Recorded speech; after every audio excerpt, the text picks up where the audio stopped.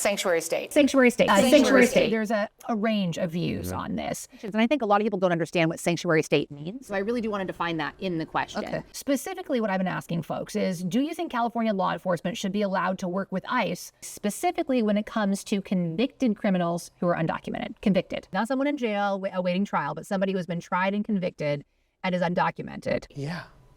Yes.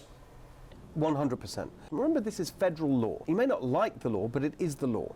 And I think generally speaking, it's a good idea to enforce the law. And you commit a crime and you're undocumented, there should be consequences for those actions. And we ought to deport violent and serious felons. I think our sanctuary city policy is appropriate the way it is. I think that only in the case of there's exceptions built into it for violent criminals. The law says what we can do, and yet if there are dangerous convicted criminals, we always call them. ICE knows who we have. What ICE has been asking us to do, and this is the where is the fine line. distinction? Explain to me where the debate is. The federal government cannot tell us in California to do federal immigration enforcement with them, for them. They can't. When someone's about to be released, Can you hold? can you hold them?